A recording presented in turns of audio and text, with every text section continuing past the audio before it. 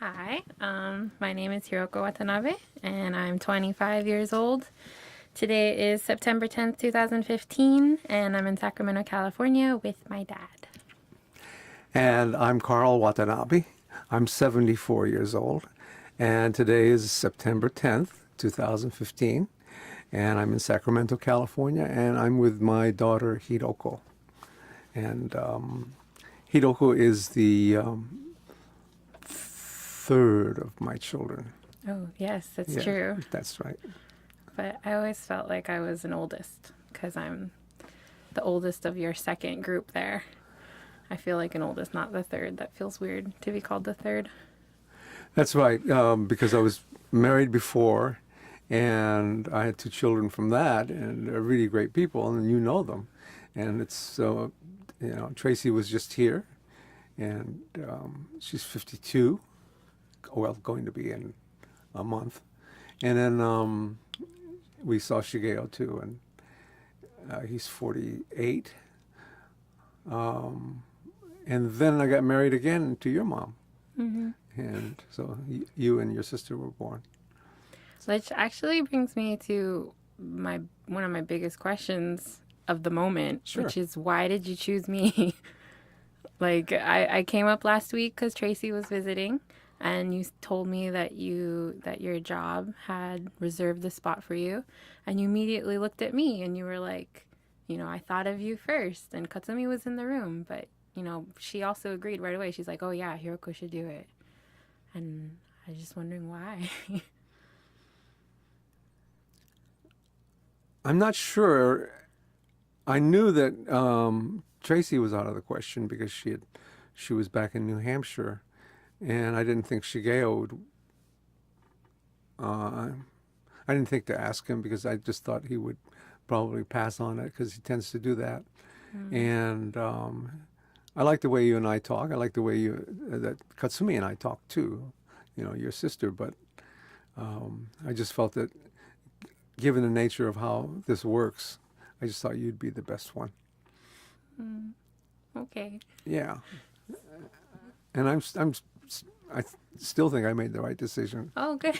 Yeah, Okay, well, I guess I realized I kind of thought about this a lot over the past week since I found out I was going to do this with you. And I realized that one of the biggest sort of anxieties, I guess, about this is I feel like we've already talked so much just in recent years. And so that begged the question, like when I was a kid, you didn't really talk so much. We would go off on our little adventures, like to the dump or something. We would have our alone time, but it was mostly silent alone time. And I feel like just in recent years, you started wanting to talk all about your past, and you opened up a lot about your relationship with my mom and past, with Regina, who you're dating now. And I just wondering what made you suddenly want to tell so much about your life. partly because I'm coming to the end of my life. I mean, I don't know how much longer I have. I'm 74. And one of the things that happened when we talked to other people in the Japanese American community, when we were doing archiving stories from people who had been interred in the camps during World War II, is that they were dying off. And there was another thing happening, is that people still live a long time after you see them, but their mindset changes. Their capabilities to talk about things. I just feel like I'm at a good time now to share what I know and let you know it. And writing it down is not the same. I tried writing it down; it doesn't work. And there's something about hearing you and talking to you that works better. And so that was part of it. When you were younger, I didn't feel like talking to you a lot because I wasn't sure what you could absorb and what you'd read into it. What you would think I was expecting of you, for me to, and it's kind of inappropriate for me to talk to you when you're really young about relationships and that kind of stuff because you had no context. Well, I mean, about anything. I Yeah. feel like even as like, I feel like I was sentient, you know, at, say, middle school or something. But even then, I feel like we didn't really have too many conversations that were that deep about anything. Not like, I just feel like suddenly, maybe about when I was 17, 18, you became so vocal and open about your emotions, and I just felt like our whole relationship changed, and it just flowed naturally into now you're documenting everything. Well, maybe I should have started earlier. Maybe I didn't give you enough credit for being ready, and I don't think I was ready, or I would have. I didn't think I had a burning need to do things, but now it just feels like like just 3 weeks ago I went through that whole estate planning and getting my will together and all that kind of stuff. It certainly Yeah. makes you think about life after me, and I'm trying to figure out ways to make it easier for everybody because part of that is just telling everybody where things are. Your sister Katsumi is always, we've been talking a lot too about what happens after I die, and she's very, very practical. Like, okay, so where are you going to put this? Like clinical, right? Yeah. Like She's gotten that way. where are you going to put this particular document that has to do with your life insurance? Yeah. Or and I'm trying to point out that after I die, someone has to pay the house mortgage. You can't just presume it's going to stay there. And so these little practical things, and I like it when I get to the point where I'm telling you something and everybody's saying, yeah, I know that. We've gone through this. So that it's really, I can just kind of cross that off my list and stop worrying about it, that we've had it handled. I kind of wish you would stop talking about that and maybe, like, I don't know, like you have it all written down. So when I have to deal with that, I can deal with it. I'd rather you, like, tell me more about, like, life lessons. Because I feel like you're, like, the wisest person I know. Like, I love my whole family, and everybody has their positive and negative qualities, and I just feel like you're so wise. That's like your thing, and I don't know. I like every once in a while you'll drop some random bomb of wisdom, and I always feel guilty for not talking to you more because I feel like you have a lot of those. Well, thank you for saying that. It makes me feel great. I don't feel that way. I feel like I never knew anything when I was a kid, and I was always behind when I was growing up, and now here I am getting to the point where I'm, I could die any moment, and there would be so many things left unsaid and undone, and so I'm scrambling to catch up there. So I don't think of myself as being wise, and I'm just think of myself as the wisdom I feel I have is the stuff that I remember now that I didn't do, that I didn't think about. And Like what? Because well, to me, like it getting seems my like you've will, done everything. like getting my will together. A lot of people did it in their 60s. I was waiting until I was 74. And I know that I don't read enough, but we spend a lot of time watching movies, and so I didn't want that last regret on my deathbed. I wish I'd spent more time watching movies. I didn't want that to happen. And so, and I'm also wanting to read books that I thought I should have read a long time ago, and stuff that the people learn in school. Epic poems by Longfellow or something like that, that are part of ingrained and part of the country, and I still haven't read them and know very little about them, and so I'm actually going to order that. So that's like your main priority now at 74 is to catch up on great works of literature and art that you missed out on. That's one example, yeah. But it's important to me that I'm physically active. I play tennis, and try to do things, I also like to know now, that I always thought you were wise.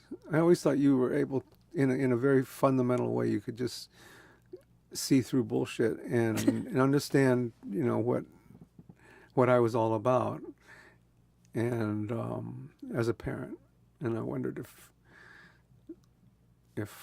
you ever felt like sharing it with me, or kind of, because I would hate to just not be and miss out on that chance to really understand what you really felt about being brought up, by me, or with mom, or the fact that we split up so early in your life. So you want me to share my feelings, like rate you as a parent? Well, if there's ways in which the time we have left I could be better, yeah. But I do know that if I'm always holding a standard of the great the American family unit, the nuclear unit, and your mom and I split up when you were 8. Yeah, and here you are, 25. So most of the time that you were developing as the person that you are now, we were living apart. I mean, I know you came over a lot. I saw you 4 times a week, and that was good. But well, to be honest, I wish you'd split up a lot sooner. Yeah. Because it's not like you guys were fighting a lot. In fact, you guys hid that from us really well, and I was kind of surprised when you sat us down and said, your mom and I are going to live separately now. And but just looking back on it now, I realize that you opened up a lot as a person, as a parent. Like, before, you were just kind of like the shadowy dad figure.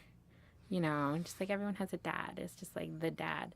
But then, like, after you split, we started going over to your house, and you started being an entity separate from mom. You started becoming like a real person with a personality, and you started cooking, and you started, I don't know, like, we started our own traditions and routines. And I feel like when you and mom were living together, she would just like take over, and it was just like all mom all the time, which, she was a good mom. That's not so bad. But I just feel like I got to know you much better as a person after that. And it never bothered me that my parents were together.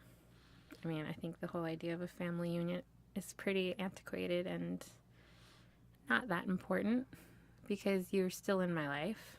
You lived 10 minutes away. Mm-hmm. I mean, I hope you don't feel any guilt about that. No, but I have a different take on it, because my mom and dad split up early, tragically. That's not splitting and up. our family fell apart early, and so I never had a family. So when I was from your age, I always envied other people who had a whole family unit. I lost my mom when she was 26, right? I mean, You were I think 2? of people who are 26 as kids. I mean, I feel like a child. I'm 25. Yeah. and I still, I think, probably harbor some anger over the fact that she died in camp from diphtheria, which shouldn't happen. I mean, everybody gets these Tdap shots, right? The D in the Tdap is diphtheria. I remember when I got it, the shot. Yeah. I was like in grade school or something. And so she dies of this, and it's, Yeah. and then my sister dies. By the way, who's your namesake and your aunt, right? Hiroko. Yeah. And she's only 5, just barely. And she was very important to me, because after my mom died, she, as a 5-year-old, 4 years old and then 5, took care of her younger brother, who was 2. And so that's all I had. I mean, I always looked to her. And I remember telling you that I used to break my father's heart. You know, even as late as when I was in junior high, I'd wake up from sleep, you know, and say, "Where's Hiroko?" You know, kind of like or Hiroko did it. You And never told me that. okay, well, Ever. it used to the look on his face when he realized I was talking about something that was 15 years ago in camp. You know, so that was so she was very important. So you, as her namesake, are very important too because you carry this. You know, I don't know what my life would have been like, how much better it could have been if I had an older sister. And I think I told you my older brother Takeshi, who died. You know, he would have been the oldest son of the family. Mm. So we would have been a family of a mother, a father, and 3 kids. an older brother, an older sister, and I was the baby. You would have had a lot of people. Oh yeah. So, but instead, I grew up and without them. So, family unit was pretty important to me in establishing that. I guess I didn't realize how important she was to you, your sister. I remember asking you one time, or somebody asked you, I don't know if it was me, like, what do you actually remember from camp? And, like, you said you didn't remember your mother, but you remembered, like, holding Hiroko's hand and walking down the barracks or something like that. Yeah. Like, is that, like, your only memory of camp? The only memory that I can trust. In other words, I've done so much research on it. I've seen so many pictures. And it's easy to kind of like project yourself into stuff. But there was a time when she was holding my hand and we were... The barracks are laid out in rows of these 100-foot buildings, 100 feet by 20 feet buildings. And they're set up in stacks. And the spaces in between them became roads. Because they're laid out in a grid, you know, could walk, Right. you know, you could, and some were really narrow because they were antenna, but some were wider. And so, you know, I remember that you could get lost in them. And so it was her job to make sure that I was making it back because you don't know whether I was being taken. We were walking from the mess hall back to where we lived, to the right barrack, or we were walking back from where the restrooms were. The bathrooms were all, the mess hall and the bathrooms, the community center, they were all in one central place. Right. Yeah. So if you wanted to go to the bathroom, somebody had to take you to the bathroom. So, but again, this is everything you're explaining doesn't really sound like something a 2-year-old would remember. So, No, I what is just the remember actual memory? the memory is that I'm standing there staring down a row of barracks, and she's holding my hand. That's cute. Yeah. But that's 72 years ago, so it's hard to tell. Yeah. But I'm pretty certain that actually happened. I'm sure it happened anyway, but I'm sure that memory occurred. I have a question. Sure. If I may ask. You mentioned that you had an older brother. So how much younger were you when he passed? Why is it that you remember your sister more?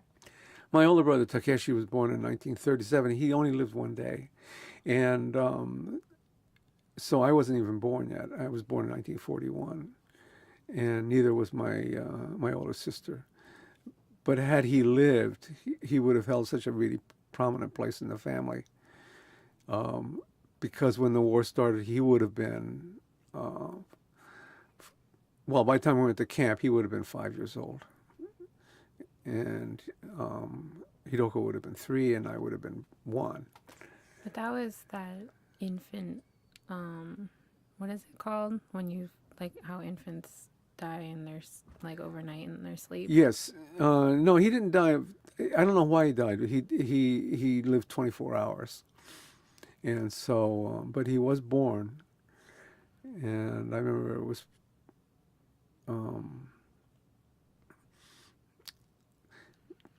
you know, the fire that I had in New Hampshire in 1995 that burned up all the records. Yeah. But, you know, all the photos and stuff, you know, there's pictures of his funeral. It's very tiny. And pictures of Hiroko's funeral, too. So Takeshi was born on New Year's Eve, 1937, and died on New Year's. I'm sorry, Christmas, and died on Yeah. Christmas Day. I remember it was Christmas. Yeah, he was born on Christmas Day, died the day after Christmas. My mother died on Christmas Eve of 1943. And Hiroko died in August of 1944. And that's when we got out of camp. I mean, the war wasn't over, but, my dad went pretty insane and got us out. And the only way to get out of camp is to not go back to the West Coast. Oh, that's why you didn't go back right away. You went to like some sort of We went to potato- Chicago because they needed workers. The United States had realized they'd incarcerated all these great workers, and so they let them out for harvest. They got sent to all these different states during the summer and fall.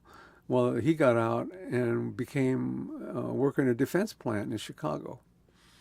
And So- that's when you were in an And then, yeah, but Foster he home? couldn't. Yeah, no, this was in Chicago, but he couldn't take care of me because I was too young, and so I went into a foster home. Yeah. and they were really racist. Well, she wasn't. She worked too hard. I think she was too stressed out. He was a minister in a small town north of Chicago, and he was okay. And they had a son who was slightly younger than me, and so suddenly she was taking care of two young boys. She had a choice in this, right? You make it sound like you were forced on her. Well, I think she had a choice the same way that anyone has a choice when they don't have any money at all, and and it was easy. I don't know. I think she was basically a pretty nice person who had to be kind of mean. I always think you're way too forgiving when you tell these stories. Her main problem with me was that I wet my bed every day, every night, Yeah, but every you morning, were and she couldn't handle that because Oh. no, I was 3. Oh. And she couldn't handle that, so that but so she made me take a cold bath every morning and made a big deal about washing the sheets. And I remember, well, there are a bunch of memories. One was them telling me I should go to use the bathroom, don't wet the bed. But I remember a couple of times getting up and not wanting to go to the bathroom, but they were occupying the bathroom. They would hold these kind of late night things, he and his wife. She'd be in the bathtub, he'd be in the bathtub, and she'd be in there talking to him, and they'd talk about the day's events and stuff. And sometimes the boy was in there too, and I didn't feel like I could interrupt.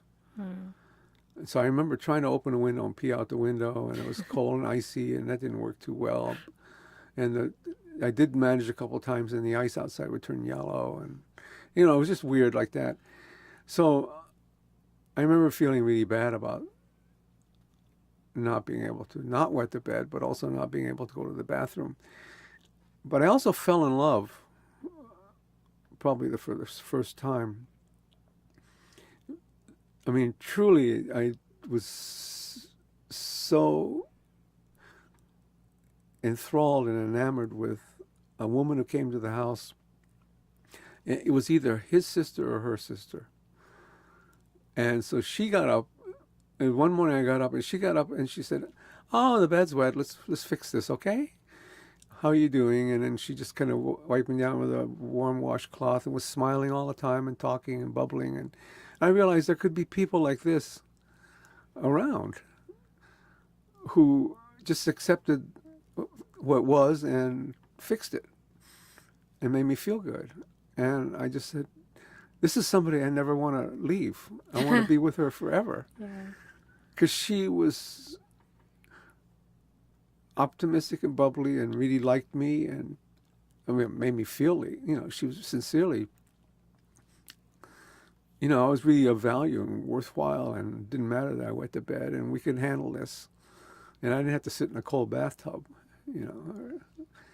and feel bad, And How old were you? 3.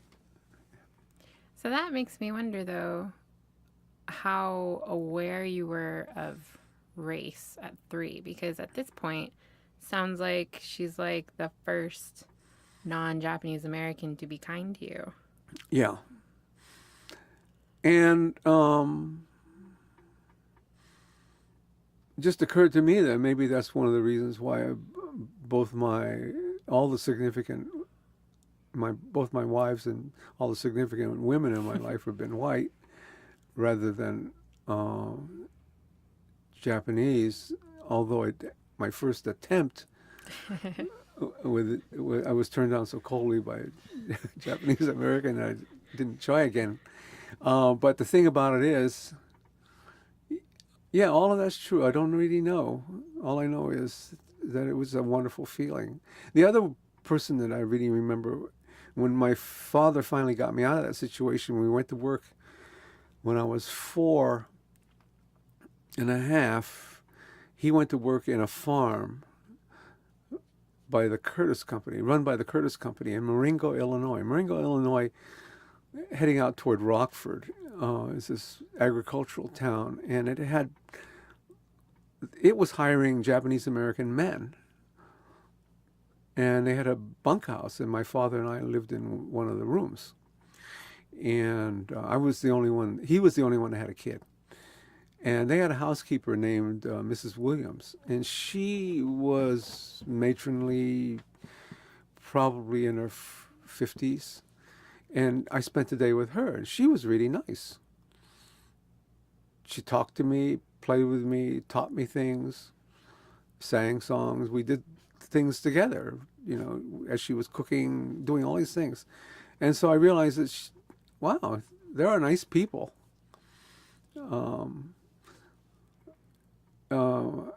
I sat there.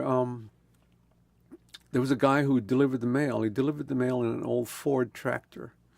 Ford tractors were not as powerful as the John Deere ones, but they were faster. They could travel almost 30 miles an hour, 35 miles an hour. And so he delivered the mail, and he came by, and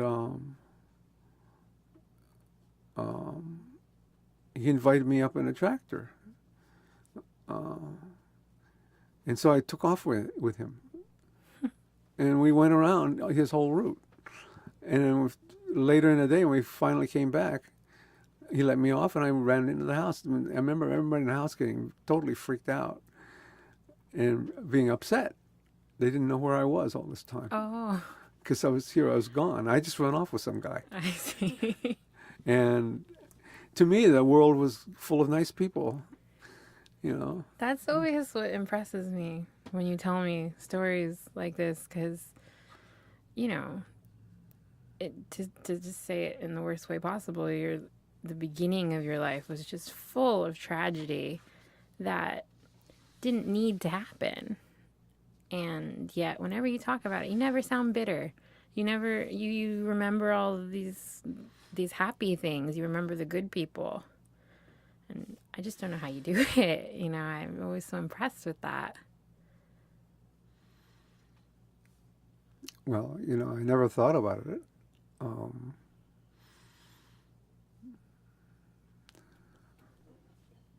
I don't know.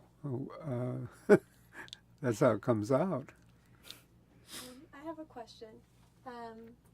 So I was just, because you have so many vivid memories as a young child, and you mentioned, the importance for you of a family value. Do you remember any memories, any happy memories about you with your family as a whole? No, I don't remember my family at all. I remember my sister vaguely, and then I was brought up by my father. And he was very silent.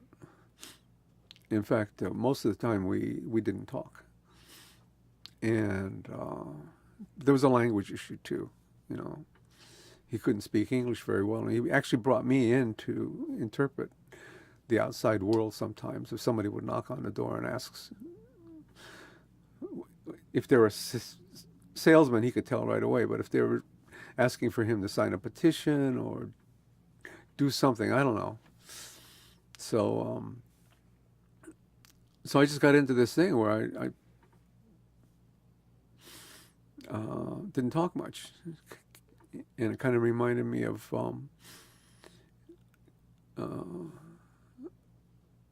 his second wife, Keiko.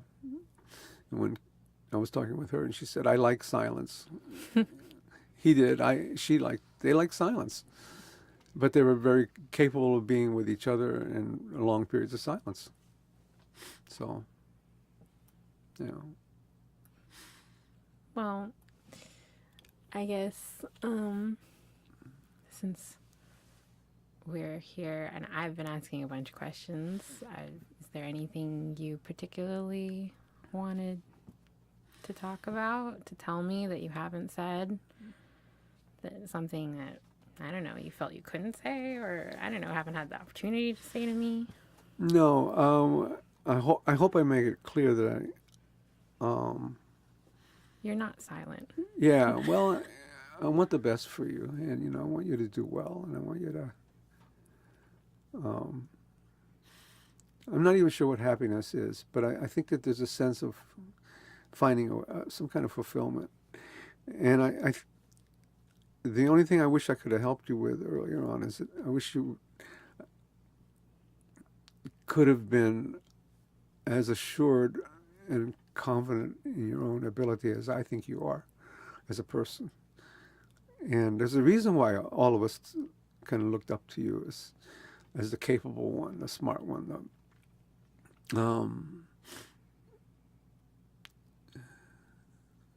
There's a reason for that. We just feel that about you. And so I don't want you to hide it or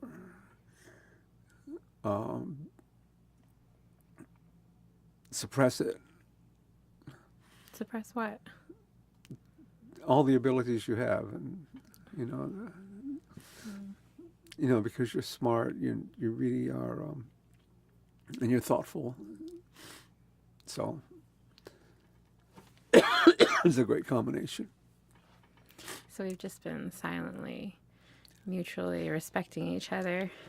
Because I think I always looked up to you for how wise you are and how intelligent and knowledgeable you seem to be, despite the fact that you only went through a couple of years of college, and then now the way you deal with everything, you're so positive about it all, and I get all depressed over some small little thing. And I don't know, I guess I just try and learn more from you. Well, I think college is important, but mainly, the world seems the college degree is important. I think that one of the biggest things you might learn, and your brother Shigeo points this out, he never went to college, right? Except he did.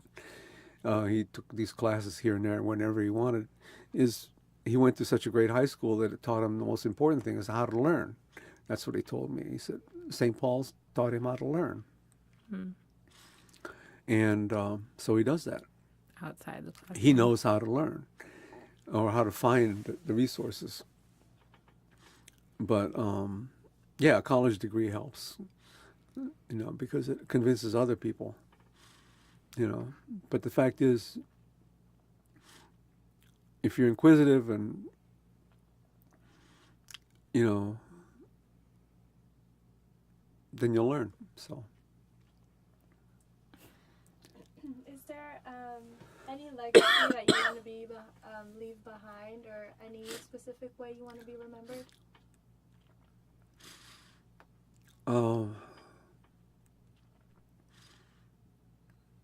I haven't really thought about that.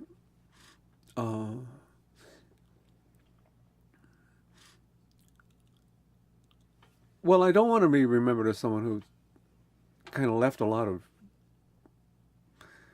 garbage or things that hadn't been taken care of, or left. I don't want to leave things in turmoil. So that's important. I don't know. I thought about it, actually. Yeah. Like, in preparation for this, I realized that I was thinking all about the Japanese internment camp and just a lot of things that happened to you as opposed to things you had done. And I think that a lot of times when people talk to you, they just look at that. Like, you were in the internment camps, but you were too. And I feel like, you were a folk singer in like the 60s. You met Frank Zappa, right? You Well, I went to wrote a school lot with of him. you wrote songs that Yeah.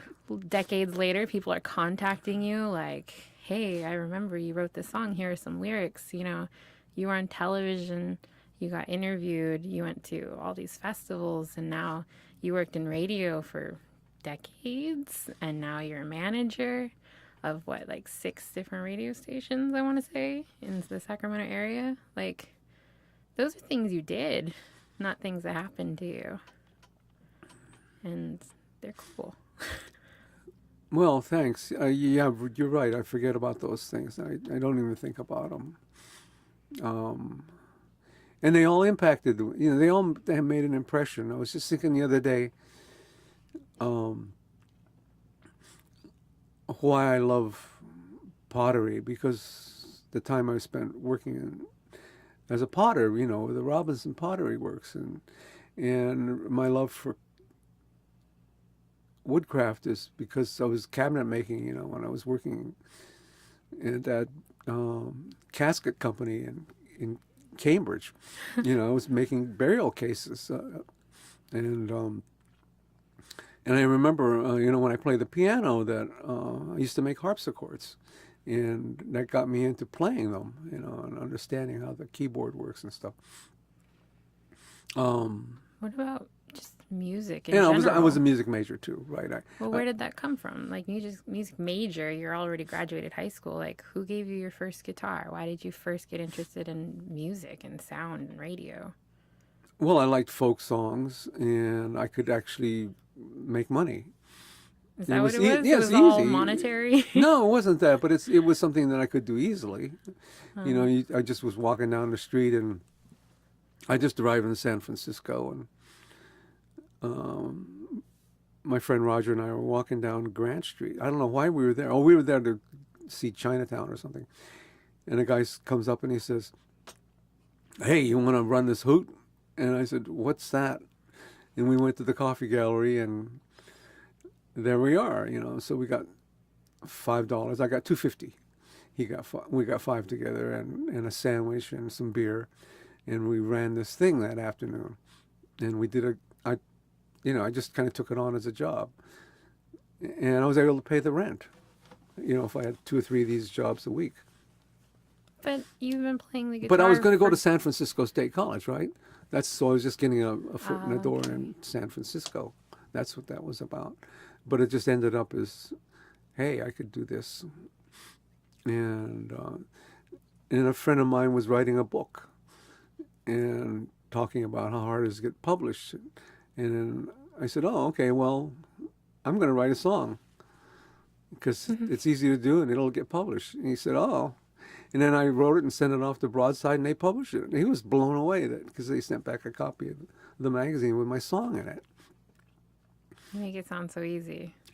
It was about Tracy and his son, Joel. It was called Joel and Me. I know that one. I have the recording. Yeah, and so that worked. And all of a sudden, I got invited to some events back in New York. Well, I happened to be going there anyway, because I still hadn't met my in-laws.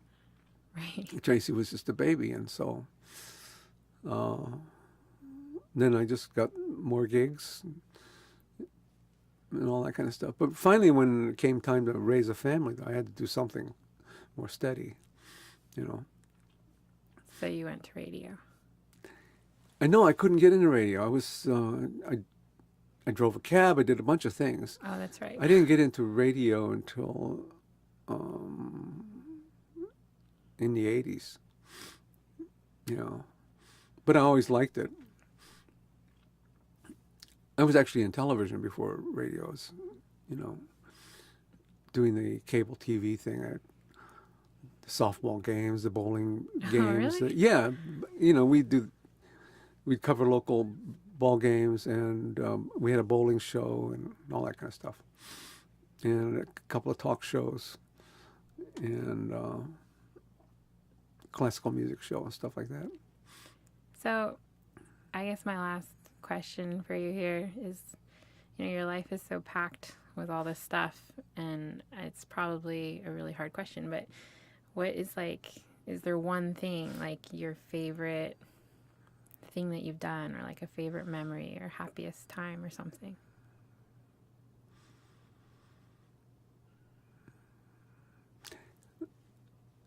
My happiest times are when I'm with you and your sister and your brother and your older sister. Those times when they were happy, when they were playing well, we were all laughing, we were together, and it could be something silly, or it could be really a turning point. But you know,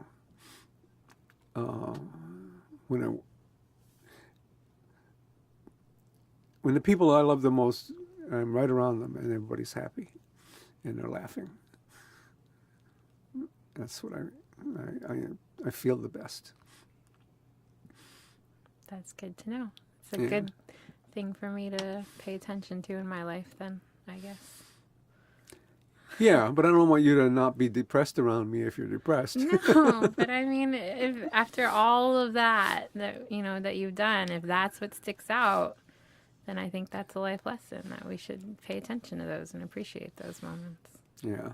So, thank you for everything. Well, thank you for doing this, Hiroko. I don't think it would have been anywhere near the same without you. Near as good. So. Thanks. Yeah.